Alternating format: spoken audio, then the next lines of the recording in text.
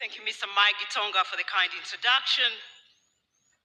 Excellencies, heads of states and governments, distinguished ministers, captains of industry, members of the diplomatic corps, fellow young leaders, ladies and gentlemen, good morning. Bonjour, bon dia, salam alaikum. Welcome to the Africa Forward Summit 2026 under the theme Africa-France Partnerships for Innovation and Growth. It is my distinct honor and privilege to serve as the moderator for this presidential opening session. Please allow me to begin by expressing sincere appreciation to our co-host, Son Excellence, Monsieur Emmanuel Macron, President de la République Française, Son Excellence, Dr. William Samoei Ruto, President de la République du Kenya. Please join me in giving their excellencies a warm round of applause for their leadership and commitment to strengthening a renewed Africa-France partnership grounded in mutual respect, mutual cooperation, and shared prosperity. A big round of applause to their excellencies. Excellencies, we gather here today at a defining moment in global history. The world is resetting, and increasingly, Africa is becoming central to what comes next. Today, Africa is the youngest continent on Earth, with a median age of just 19 years. By 2050, 1 in 4 people in the world will be African. This is not simply a demographic reality. It is one of the greatest economic opportunities of our time, if properly invested in. Otherwise, it also risks becoming a major liability. Because when we speak about Africa Forward, we are fundamentally speaking about our young people.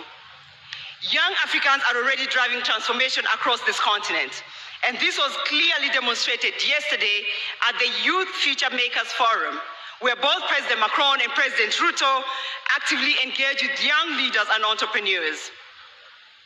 And with greater investment in education, innovation, entrepreneurship, Africa has the potential to become one of the defining economic growth stories of the 21st century.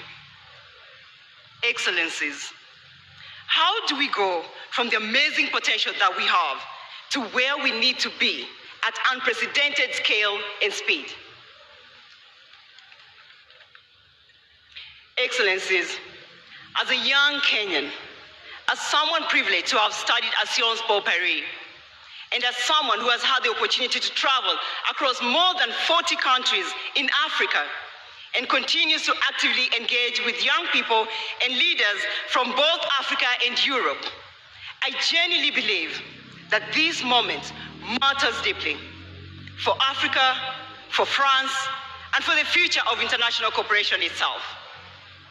Because this summit represents possibility. The possibility of moving beyond old assumptions and building partnerships based on co-creation, co-investments, innovation, trust, and shared growth. This is strategic partnership. Africa today is experiencing one of the fastest rates of urbanization in human history, yet without a commensurate pace of industrialization.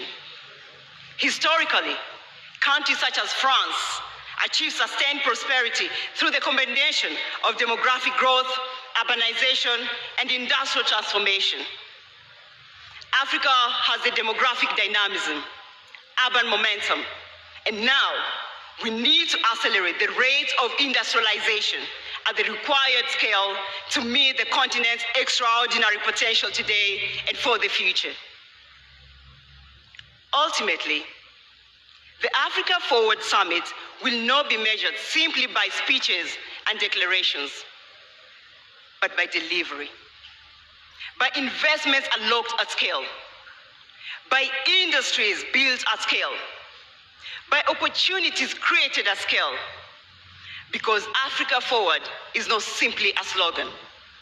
It must become a commitment to build an Africa that works for its young people, an Africa that competes globally, an Africa that industrializes sustainably, and an Africa that helps shape the future of our world.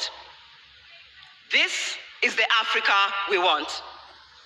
Excellencies, as I welcome our distinguished leaders to come and deliver their official statements, it would be great to reflect on a number of defining questions. What model of growth will define Africa's future prosperity? How can Africa industrialize at scale in ways that are more sustainable, more inclusive, and more competitive?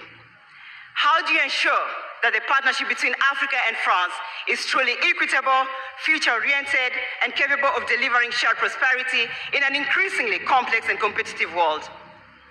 Excellency, distinguished ladies and gentlemen, it is now my distinct honor to welcome to the stage our first speaker, who is our gracious host and co-convener. He is a champion for African economic transformation, an increasingly influential voice in shaping Africa's place in the world, and is very committed to positioning Africa not at the margins of the global economy, but at the very center of its future.